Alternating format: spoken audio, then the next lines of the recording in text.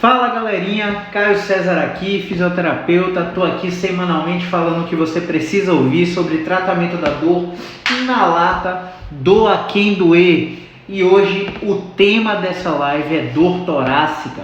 A gente sempre abre uma enquete nos dias de domingo para saber de vocês quais são os temas que vocês querem discutir nas lives comigo. E eu deixei a votação no domingo passado. Dor temporomandibular na articulação da boca foi primeiro colocado e em segundo colocado foi dor torácica. Então hoje a gente vai falar sobre dor torácica. Eu não sei se você está me ouvindo ao vivo no Instagram, eu não sei se você está me ouvindo na reprise lá no YouTube ou se você está me ouvindo no Spotify, no podcast, no Apple Podcasts. Então, se você está na reprise, já deixa seu comentário com sua pergunta ou vai lá nos stories, na caixinha de diálogo, para mandar sua pergunta sobre dor torácica que eu respondo em vídeo nos stories. Se você é fisioterapeuta, essa live vai te ensinar a diferenciar se a fonte dos sintomas na coluna torácica se a fonte dos sintomas do seu paciente com dor é a coluna torácica ou é de fato alguma extremidade que está interferindo na coluna. Você vai aprender a diferenciar se a fonte do sintoma é a coluna torácica ou é a coluna cervical, por exemplo, ou é o ombro, por exemplo. E se você é um mero seguidor, se você é um paciente, um prospecto de paciente, você vai aprender o que deve ser avaliado quando você tem dor torácica. Dor torácica é entendido como uma dor em faixa ao redor das escápulas lá atrás ou no meio das costas. A gente vai dividir a coluna em cervical, que é o pescoço, vai dividir a coluna em torácica, que é aquela parte do pescoço para baixo, e lombar, que é aquela parte acima do bumbum. Essa parte da região torácica geralmente tem dores inespecíficas, mas com uma característica muito importante que a gente não pode deixar de ligar, que são dores insidiosas. Do nada começa a doer em uma intensidade relativamente alta para o paciente, que sempre vai achar que tem algo grave na coluna. Vamos lá. Gravidade, para você que é fisioterapeuta, sim, gravidade é uma percepção subjetiva de perigo diante do problema. Então você concorda comigo que um paciente pode ter uma alteração no diagnóstico de imagem com a hérnia de disco, por exemplo, um caso que a gente atendeu semana passada, paciente de kitesurf, pratica kitesurf, tomou uma rajada no mar na torácica e fez extensão de forma abrupta. O paciente fez o exame de imagem, achou uma hérnia na torácica e achou que o problema da torácica dele, que a hérnia dele foi gerada por essa rajada que ele tomou praticando kite. E aí a gente teve que desmistificar várias crenças relacionadas a isso, porque muito provavelmente a hérnia dele já estava há muito tempo lá e essa rajada realmente gerou uma contratura muscular, um espasmo, e esse espasmo perpetua a dor. E aí foi uma mera coincidência que esse paciente com dor foi submetido ao exame de imagem e encontrou uma alteração na imagem. Beleza? Então a dor torácica, ela pode ser chamada também de dor interescapular, dor entre as escápulas. Aqui atrás a gente tem uma espécie de pá, que quando a gente levanta o braço, elas têm que fazer esse movimento aqui, ó. Upward rotation, rotação para cima. E essa rotação para cima é realizada por diversos músculos em específico agindo de forma conjunta, de forma sinérgica.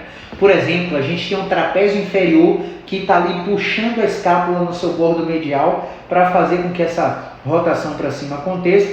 A gente tem também o trapézio superior que está aqui em cima no ombro, fazendo uma cordinha puxando essa escápula para fazer a rotação para cima, e eu posso ter um desequilíbrio de forças, um desequilíbrio de contração entre trapézio superior e entre trapézio inferior, fazendo com que meu trapézio superior seja sobrecarregado para fazer a rotação para cima da escápula sozinha.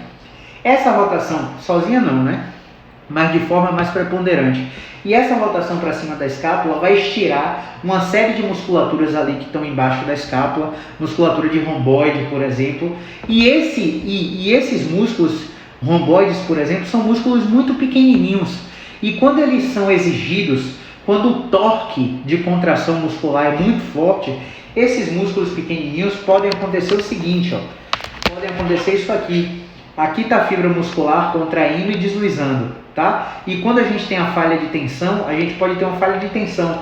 Isso pode acontecer e pode até partir pouquinhas fibras, e essas rupturas de miofibrilas musculares vão fazer com que a gente gere, ó, deixa eu dar um nó aqui para vocês verem, a gente gere as famosas bandas tensas, e aí o deslizamento miofacial ele não fica tão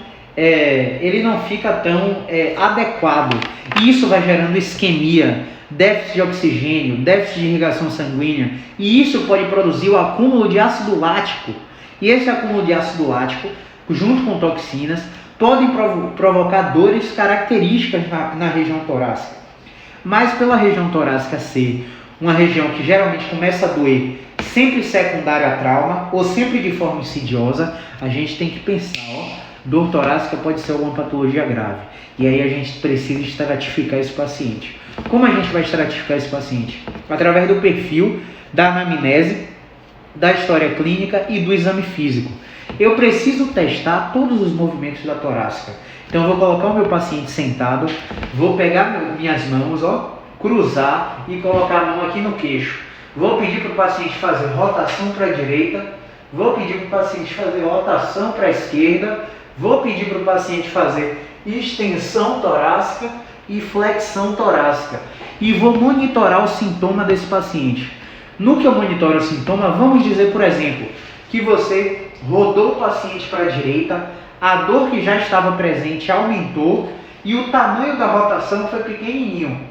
E quando você rodou o paciente para a esquerda, o paciente foi total e a dor diminuiu. É só um exemplo, tá? A apresentação clínica pode ser variadíssima. Por exemplo, nesse paciente de kite, bloqueio demais de rotação para a direita com aumento da dor, rotação para a esquerda livre, completa, com diminuição da dor, que estava com a dor em repouso, e essa diminuição da dor com a rotação direita foi um achado que a gente conseguiu. Esse paciente ele é movimento dependente. O que quer dizer isso? Quer dizer que o movimento pode gerar benefícios para esse paciente. O paciente estava praticando kite, fez uma manobra, quando ele caiu na prancha, ele tomou uma rajada da onda na torácica, e essa rajada estufou o peito de forma abrupta, numa posição que ele teria que estar de encaixe no kitesurf. E isso provocou a dor dele. Ele teve um trauma, e aquela coisa, água mole e pedra dura. Surfista também sofre muito com isso.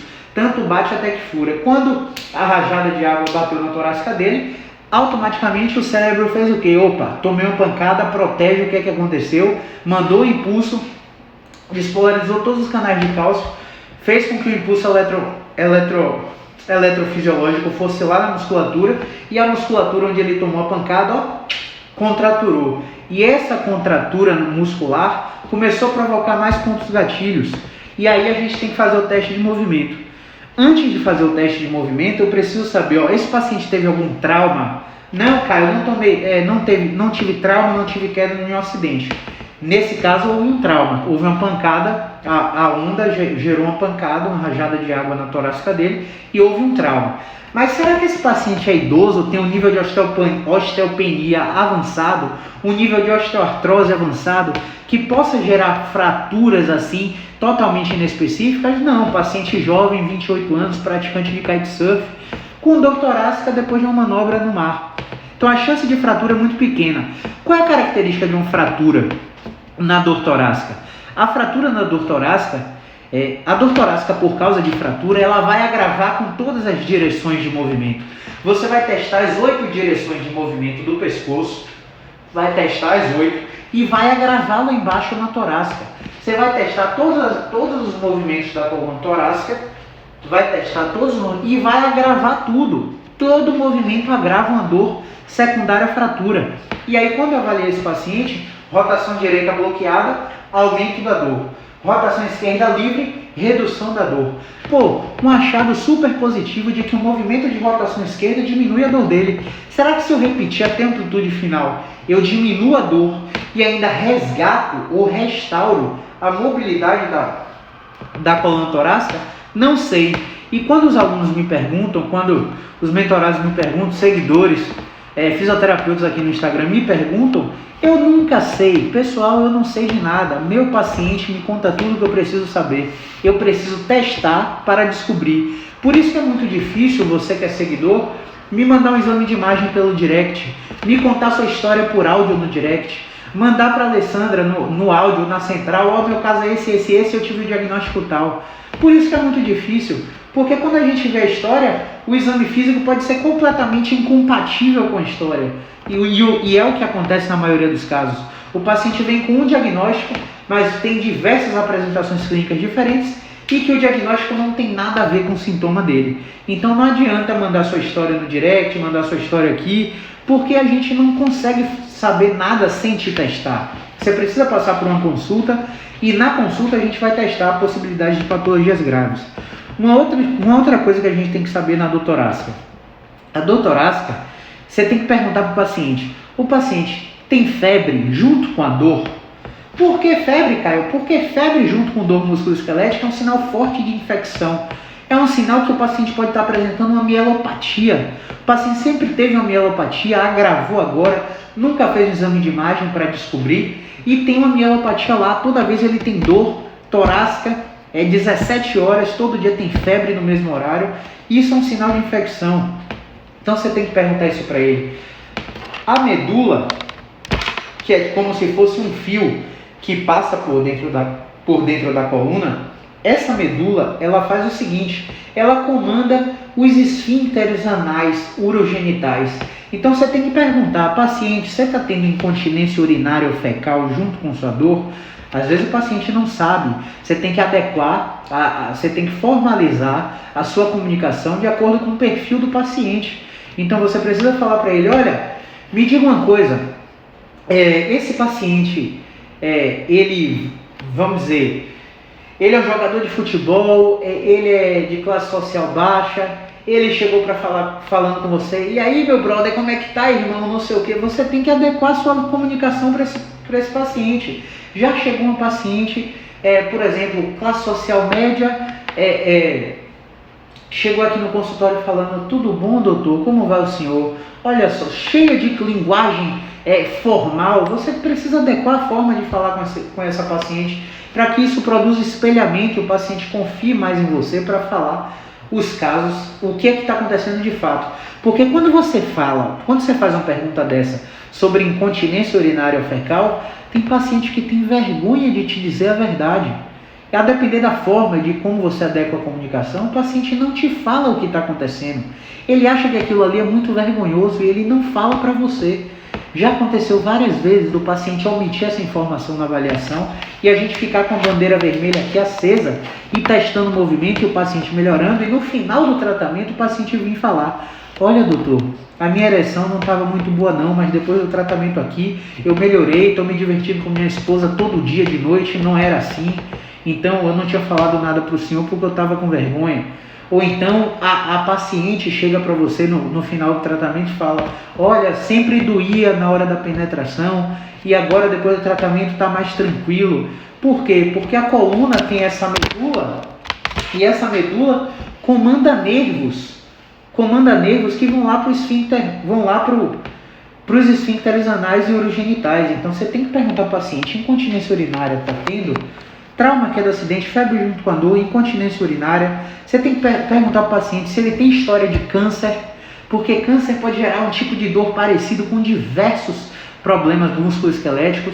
Eu já atendi um paciente que teve um tumor de ápice de pulmão e a apresentação clínica dele era dor cervical irradiada para o braço até a mão com formigamento. E aí todos os testes de cervicobraquialgia negativos, todos os testes de movimentos livres.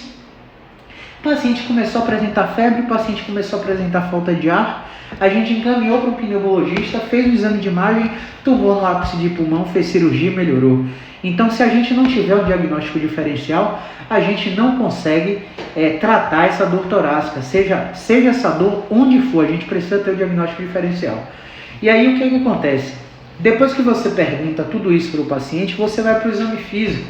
No exame físico da dor torácica, ela pode ser uma dor medial da escápula, uma dor interescapular no meio da escápula, ou uma dor supraescapular ou infraescapular, quase na região do rim, O paciente acha que está com cálculo renal, vai para nefrologista. Olha o perfil de profissional que recebe esse paciente com dor de coluna. São vários profissionais. E você acha que o tratamento é igual em todos que ele vai? Claro que não, o tratamento é super diferente. O paciente vai em médico, o tratamento é um, vai no acupunturista é outro, vai no RPGista é outro, osteopata é outro, e pilates é outro, e por aí vai. O paciente fica confuso, com excesso de diagnóstico e não sabe o que fazer. Esse ciclo vicioso, vocês já estão cansados de ouvir eu falar. Em todas as lives praticamente eu falo isso. Vamos especificar um pouquinho para a coluna torácica. Eu odeio esse paciente com dor pós prática de kitesurf. Rodou para a direita, aumentou a dor. Rodou para a esquerda, diminuiu a dor. Fez a extensão, nenhum efeito. Fez a flexão, nenhum efeito. Mas eu descobri que a rotação direita diminui a dor dele torácica, interescapular. Aí eu preciso diferenciar. Essa minha dor, a fonte dela é a coluna torácica ou é a coluna cervical? Como eu vou fazer essa diferenciação? Seguinte, quando você faz o teste de movimento da coluna torácica, você faz assim e roda para a esquerda. Quando você roda para a esquerda e diminui a dor, perceba, você está tendo a rotação cervical também. Você precisa anular a rotação cervical. Como eu faço isso? Eu rodo para a direita, rodo meu pescoço para a direita e rodo para a esquerda o tronco. Quando eu estou rodando ao contrário, torácica e cervical, eu anulo o vetor de rotação esquerda da cervical. E aí eu consigo diferenciar. Continuou diminuindo, fonte é torácica. Parou de diminuir, a fonte era cervical. A rotação em bloco da cervical, junto com a rotação torácica, fazia reduzir o sintoma. Então a fonte era cervical. Então essa contradição entre torácica e cervical vai diferenciar você para ser um sniper e tratar o lugar certo. Vamos dizer que essa dor no meio da torácica do meu paciente do kite, ele olhou para cima e provocou mais dor. Provocou mais, todos os movimentos da cervical, nenhum efeito. Mas olhou para cima, aumentou a dor. A variação foi negativa. Muitas pessoas te ensinam que quando a variação é negativa, você não liga. E eu te ensino o contrário, porque a gente está aqui para te mostrar o contrassenso. A gente está aqui para te mostrar que o tratamento da dor, a gente está aqui para mostrar o que você tem que ouvir sobre o tratamento da dor, não o que acham que é o tratamento da dor. No tratamento da dor que eu pratico, não estou dizendo que eu estou certo, não estou dizendo que eu estou errado, não estou dizendo que eu sou melhor, nem que eu sou pior. Eu estou dizendo apenas que é diferente e você escolhe se segue ou não. Então você vai seguir única e exclusivamente a resposta do sintoma. A resposta do sintoma foi negativa, todas as outras não teve efeito, segue a resposta do sintoma negativa e alterna a força para ver o que acontece. Então vamos lá. Olhei para cima, aumentou minha dor interescapular. E aí eu preciso saber, foi a cervical que interferiu no meu sintoma ou foi a torácica? Caio, como assim a torácica? Você só está olhando para cima, extensão cervical. Quando você faz extensão cervical, você tem componentes de extensão torácica acontecendo. Para você diferenciar se é o pescoço ou se é a torácica, você vai ter que ir para trás do seu paciente, pedir para ele sentar relaxado. Quando ele sentar relaxado, você vai botar os dois braços aqui no ombro e empurrar o paciente mais para relaxado. Ele vai fazer a flexão do tórax. Quando ele olhar para cima, se continuar aumentando a dor na torácica, o envolvimento é cervical. Se ele olhar para cima e não tiver efeito, aí o envolvimento é torácico. Era o componente de extensão da torácica alta que estava aumentando a dor na torácica desse paciente. Então essa seria a diferenciação. Vou te dar mais um exemplo. O paciente está com dor torácica, ele está parado, você testou todos os movimentos da torácica, não teve efeito, você testou o movimento da cervical. Quando você testou o movimento da cervical, você olhou para baixo, a dor interescapular reduziu. Voltou, a dor voltou ao normal. Olhou para baixo, reduziu. Voltou, a dor voltou ao normal. Quando você olhou para baixo, qual é a fonte do sintoma? É cervical ou é torácico? Eu vou ter que fazer o contrassenso de novo. Vou pedir para o meu paciente empinar o bumbum, estufar o peito e olhar para baixo só na cervical, manter a extensão torácica. Se eu olhar para baixo na cervical, continuar reduzindo o sintoma, o envolvimento é cervical. Se eu olhar para baixo com a extensão torácica, não afetar o sintoma, o envolvimento era torácico, porque quando ele está neutro e olha para baixo, eu tenho flexão de torácica alta também. E a charneira cérvico-torácica tem vários gânglios nervosos que vão para a região de escápula. Perdão. Que vão para a região do escápula, que vão para a região de peito. Pode acontecer simulação de infarto, por exemplo, que vão para a região de articulação temporomandibular. Todos os ramos nervosos estão interconectados, podendo provocar dor de cabeça, dor na TM, dor no ombro, dor na escápula e por aí vai. Então a gente tem que ter essa diferenciação nos testes de movimento. Vira e mexe, os pacientes me perguntam aqui, cara, é impressionante como esse movimento é capaz de tirar dor, a gente não sabe nem como. Por que isso acontece? Eu falo para eles, rapaz, a gente não sabe não. É um conjunto de fatores que afeta o sistema nervoso central e o sistema nervoso central responde com redução da dor. Eu vou te dar mais um exemplo, só que dessa vez eu quero que você diferencie se a fonte do sintoma é articular, como a maioria dos casos, ou se a fonte do sintoma é miofacial. Caio, agora você vai mandar eu fazer liberação miofacial? Agora você vai mandar eu fazer isso? Eu vou falar para você que não. Caio, como assim não? Como assim não? Não, o fato do problema ser miofacial não quer dizer que você tenha que usar liberação miofacial. Inclusive eu não concordo nem com o termo liberação, porque fácil não se libera. Né? Fácil se mobilize e o toque tem uma série de efeitos neurofisiológicos. Mas voltando, como eu vou distinguir se é articular ou miofacial? Seguinte, o paciente tem dor interescapular. Você está parado com o paciente e você rodou o pescoço para a direita, aumentou a dor. Todos os outros movimentos não tiveram efeito significativo. Beleza? E aí, quando você rodou para a direita, você teve um componente de rotação torácica para a direita, na torácica alta também. Só que agora eu não quero diferenciar de pescoço e torácica, eu quero diferenciar de articular de pescoço e quero diferenciar de miofacial. Então, quando eu faço a rotação, aumenta a minha dor, ok? Só que quando eu faço a inclinação, também aumenta a minha dor.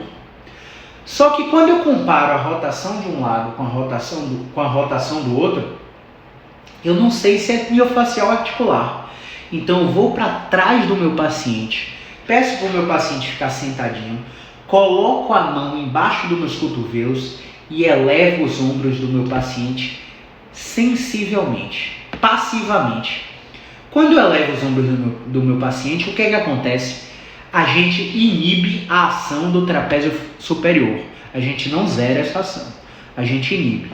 Então, se eu inibir a ação do trapézio, rodei para a direita e mesmo assim produziu a dor, aumentou ou produziu ou diminuiu a dor, se houve interferência no sintoma, a fonte do meu sintoma é articular. Agora, se eu anulei o trapézio e aí eu ganhei movimento de rotação, ganhei movimento de inclinação porque o outro trapézio está deixando inclinar, aí o sintoma é miofacial, porque ao anular as ações musculares, o sintoma aboliu, o sintoma sumiu, o sintoma não teve interferência. Vamos repetir para ficar claro e não ter mais dúvidas sobre isso? O paciente está com dor interescapular, ok? Eu inclinei para a direita, aumentei a dor interescapular. Então eu preciso saber se é articular do pescoço ou miofacial do pescoço, para saber se eu trato articulação ou músculo. Só para isso. Para não ficar com um tiroteio de intervenção, ansioso, querendo dar resultado do paciente, fazendo 10 técnicas ao mesmo tempo e não saber o que melhorou. Se eu fiz a inclinação, aumentei a dor, o envolvimento é articular. Se eu fui lá atrás, levantei os braços do meu paciente passivamente para aproximar os ombros da orelha, andulando a ação do trapézio, eu rodei e eu parei de manifestar o sintoma, o componente é miofacial. Por que é miofacial? Porque eu anulei a ação do trapézio. Se ficar alguma dúvida, você vai no meu Stories agora e manda sua pergunta na caixinha que a gente tenta responder especificamente a sua dúvida. Então, para resumir, a gente tem que tratar toda a dor torácica como red flag. Descartar fratura, descartar infecção, descartar mielopatias, patologias do sistema do motoneurônio superior, fazer todos os testes de insuficiência vértebro-basilar, é necessário, porque há uma interconexão entre a torácica e a cervical alta, beleza? Uma vez descartado tudo isso, eu tenho que testar todos os movimentos do pescoço e da torácica e achar o que produz um delta no sintoma. Caio, o que é delta no sintoma? Delta é variação, seja ela positiva ou negativa. Se eu achei que a rotação direita aumenta o sintoma do meu paciente, eu sei que há um envolvimento torácico. Se eu achei que a rotação direita diminui, eu sei que há um envolvimento torácico. Se eu não achei nada nos movimentos da torácica produzindo a dor, o paciente não tem perda, as rotações são simétricas, a extensão não afeta a dor, a flexão não afeta a dor, eu vou lá para o pescoço, porque os ramos nervosos também vão para a torácica e para a escápula. No pescoço eu testo os 8 movimentos até a amplitude final. Eu testo inclinação direita, esquerda, eu testo a rotação direita, esquerda, eu testo extensão, flexão, eu testo protusão, retração e vejo o que produz delta no sintoma. Delta no sintoma não é só a intensidade da dor. O paciente pode estar dizendo para você que a dor está igual, não importa, eu preciso saber a localização. Se a dor estava na escápula, sobe para o pescoço ou sobe para o ombro, é centralizando durante o movimento. Então é um delta e é um delta positivo.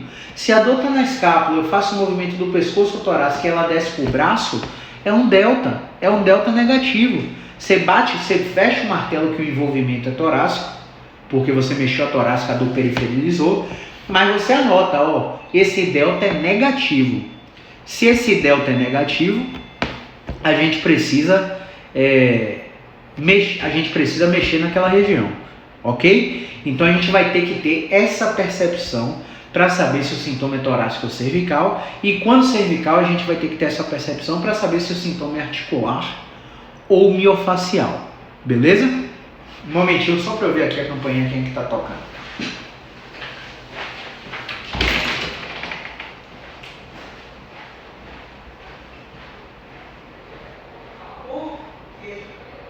Você quer? Não? Tô fazendo a live aqui. Pode ver.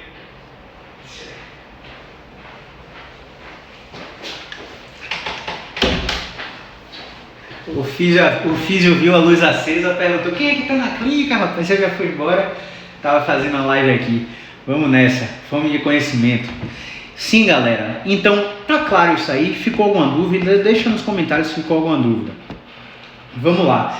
Depois que eu fiz todo o exame físico, depois que eu descartei todas as patologias graves e eu classifiquei esse paciente, olha, como classifico o paciente com dor torácica, com dor interescapular?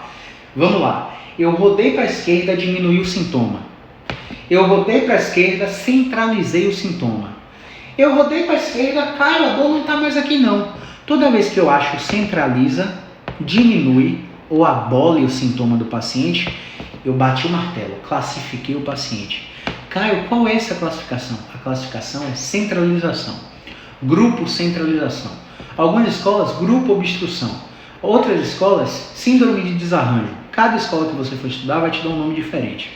O que é que você tem que entender? Que eu achei diminui, abole ou centraliza em um movimento e classifiquei que esse paciente é uma obstrução. Só que para ser uma obstrução, esse diminui, abole ou centraliza tem que ser duradouro. Não adianta você chegar para mim, fazer a rotação esquerda, o paciente falar diminuiu, Caio. Só que quando o paciente volta, a dor está lá de novo.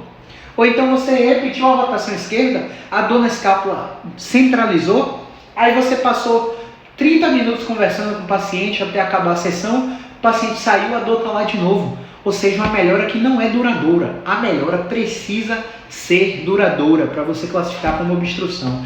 Então nunca, eu, Caio pelo menos, não acho que tem experiência suficiente para botar uma classificação definitiva no primeiro contato. Eu oriento que você não classifique o seu paciente de cara. De cara, você vai dar para ele uma classificação provisória.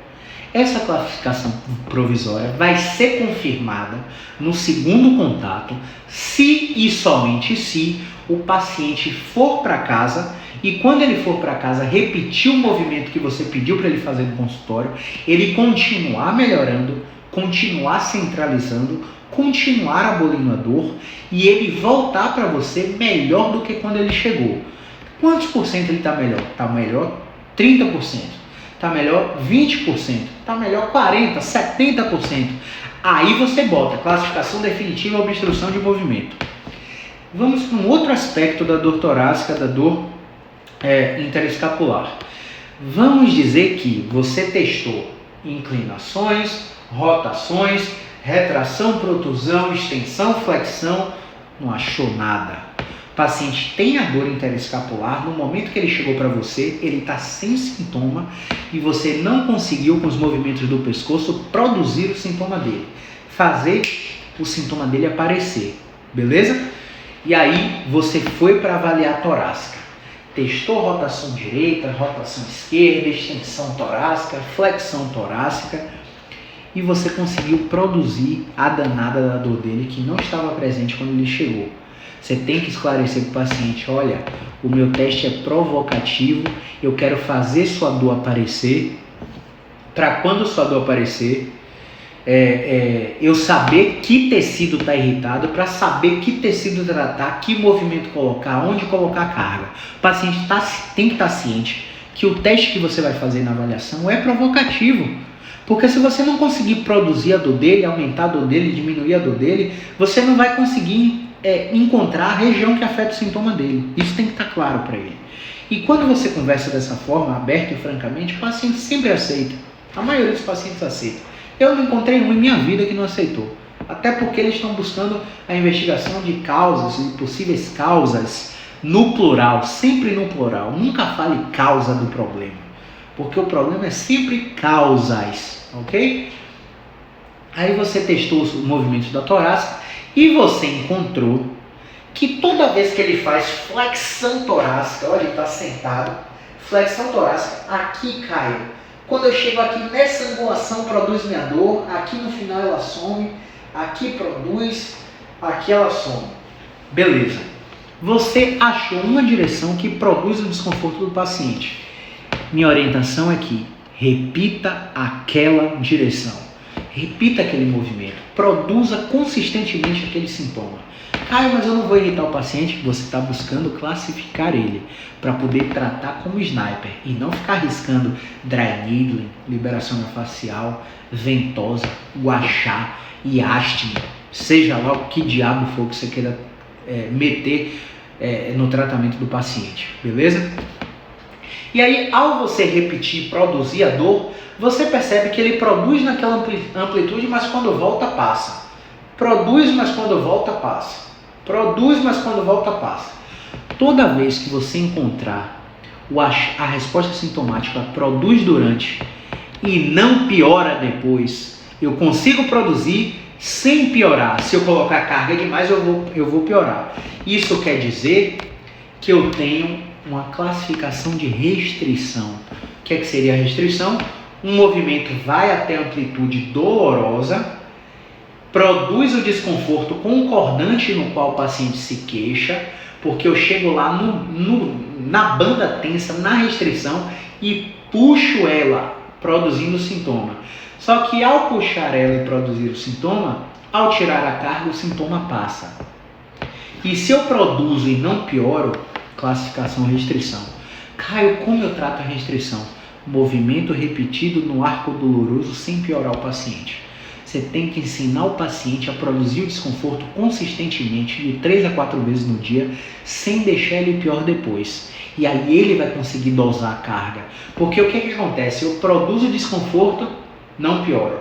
Produzo, não pioro. O cérebro ativa um fenômeno chamado quimiotaxia. Não sei se vocês já ouviram falar. Se não ouviram falar, eu recomendo a leitura do Guyton, Tratado de Fisiologia Médica, onde você vai ver que quando você coloca uma carga sustentada ou uma carga intermitente em algum tecido, o cérebro começa a depositar colágeno tipo 3 naquela região que está sofrendo carga, para que aquela região sofra uma alteração morfofuncional. E essa alteração morfofuncional vai fazer com que aquele tecido cicatrize, remodele, até que as fibras fiquem mais unidirecionais, porque a direção da carga vai interferir se o tecido vai ser aquele emaranhado de macarrão cozido com provolone quando você pega o garfo e tira da panela, ou se vai ser uma fibra super contrátil, um filamento super unidirecional que vai deslizar melhor e vai proporcionar um movimento mais harmônico. Então, à medida que o paciente for na amplitude de movimento e não conseguir mais produzir a dor, quer dizer que a gente precisa colocar mais carga até produzir o sintoma desse paciente. Sempre de forma consistente. E sendo de forma consistente, eu vou remodelar aquele tecido e o prognóstico desse paciente classificado como restrição é de 12 semanas. Geralmente 3 meses são suficientes para que aquele tecido comece a ser remodelado e o paciente comece a melhorar gradativamente. Então, te falei de 2 classificações agora para possíveis dores torácicas.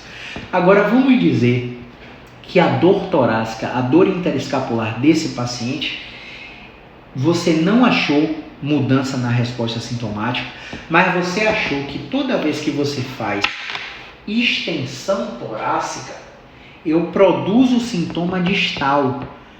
Distal aonde? Torácica distal, como assim, cara? Distal no braço. Porque o envolvimento é cervical e torácico, a dor é na escápula, mas a produção da dor é aqui no punho, por exemplo, no braço ou no punho. Aí eu vou dizer que ele produz o sintoma durante o movimento, ele não piora depois, e esse produz durante é distal. Quando o produz durante é distal, a dor do paciente tem mais que 8 semanas e eu não encontro diminui a bola e centraliza, eu classifico esse paciente como restrição, só que uma restrição tipo 2. É uma restrição com aderência de raiz nervosa. Há um envolvimento neural. Se eu fizer tensão neural adversa no braço do paciente, eu vou sentir a produção do sintoma consistente. E ao fazer extensão torácica, vai produzir a dor lá no braço, lá no punho, distal. Ao produzir essa dor distal, eu classifico esse paciente como restrição tipo 2, restrição com aderência de raiz nervosa. Caio, qual o tratamento dessa dor torácica com restrição e aderência de raiz nervosa? Movimento repetido até amplitude dolorosa, sem piorar o paciente. Depois, no caso, não pode piorar o paciente, a carga tem que ser controlada e você tem que manter o paciente ativo com qualquer atividade física que ele gosta de fazer, em amplitude indolor, para que não haja queda na motivação para o exercício do paciente. Porque quanto mais esse paciente com restrição faz exercício, mais a gente modula as neuromatrix, mais a gente modula a substância cinzenta periaquedutal, que vai liberar opioides endógenos na corrente sanguínea, o paciente vai controlar a dor de forma mais rápida. O prognóstico também é de 12 semanas para essas classificações. Perceba, eu falei para você de 3 classificações até aqui. Nessas 3 classificações, entenda que o diagnóstico do meu paciente pode ter sido o mesmo. E as apresentações clínicas foram completamente diferentes nos 3 casos. Agora vamos dizer que eu não achei nenhum movimento que melhore essa dor torácica do meu paciente, essa dor interescapular.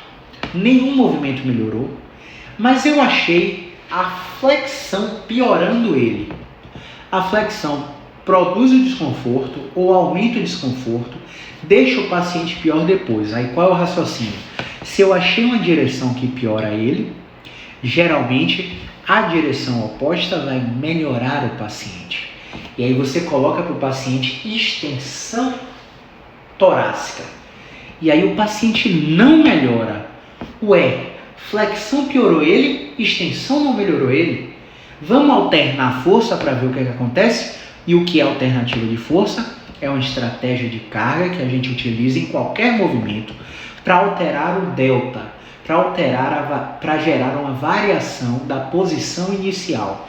Se o paciente começou a extensão torácica sentado, eu tenho que variar a posição que ele começa.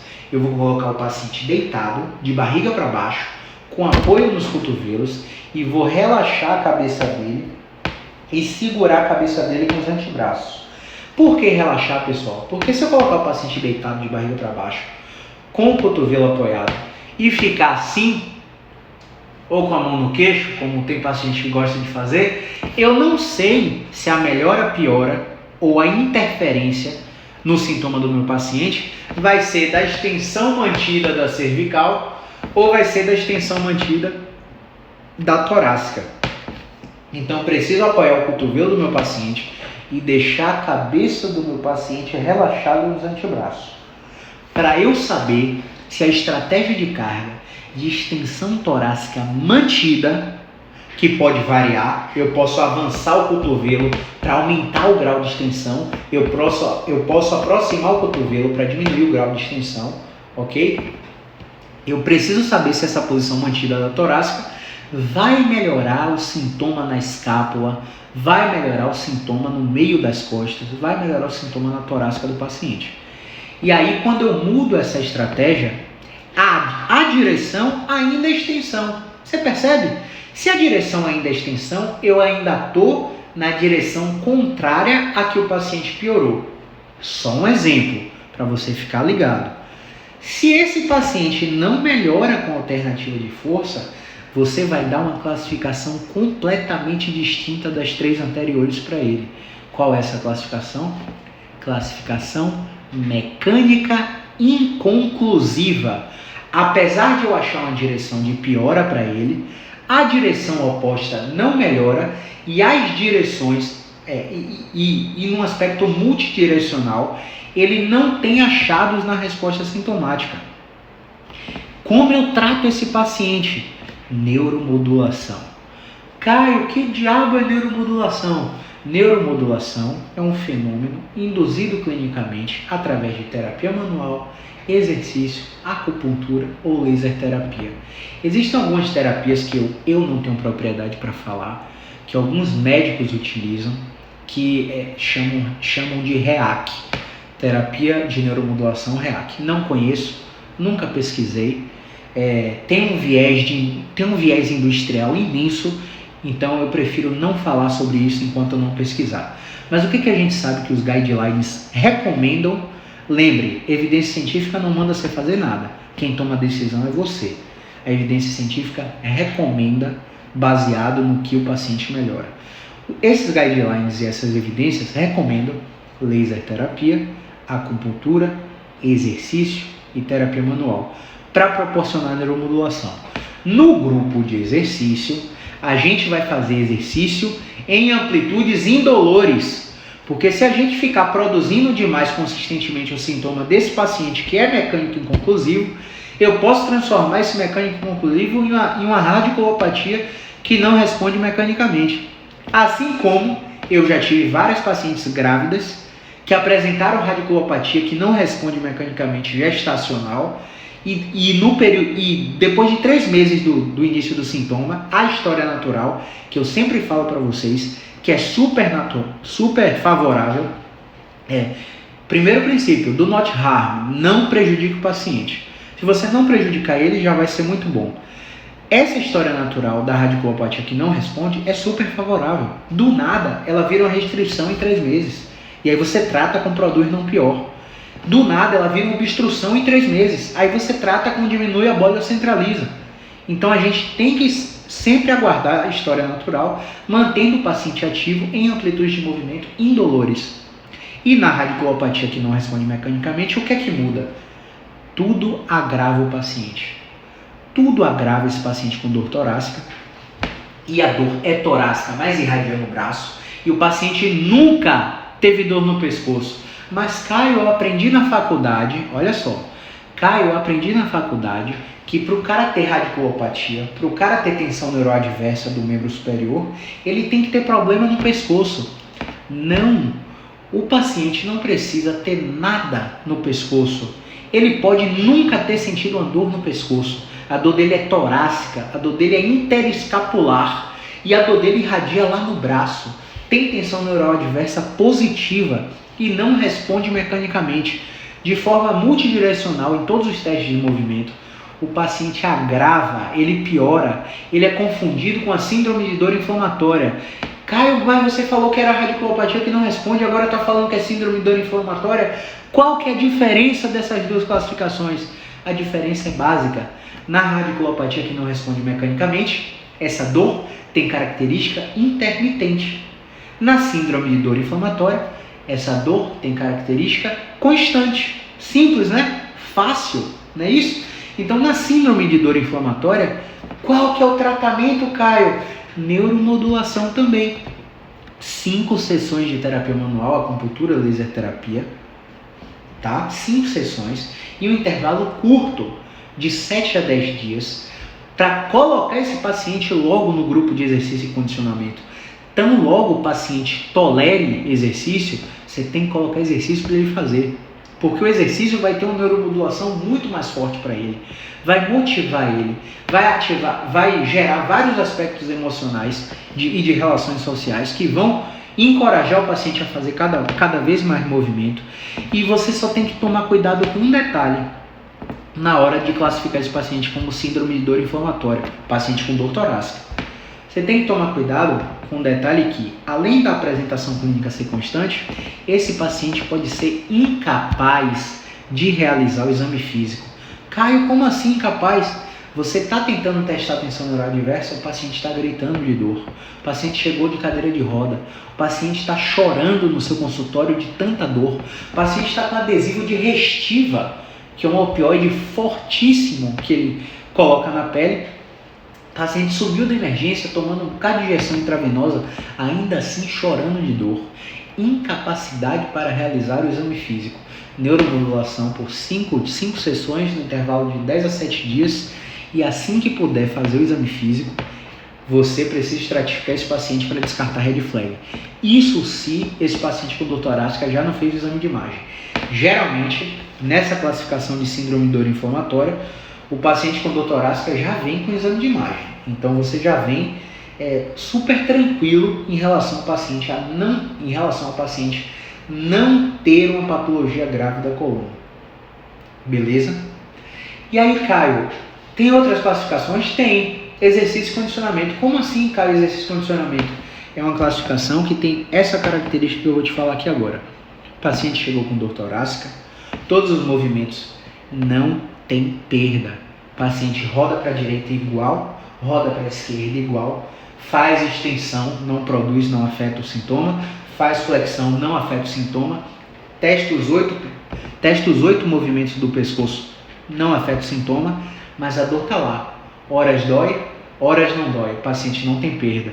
Ele cai no grupo de exercício e condicionamento. No grupo de exercício e condicionamento, esse paciente não sabe, mas se ele fizesse só um personal trainer, ele ia melhorar de qualquer jeito. Você precisa colocar exercícios gerais para ele.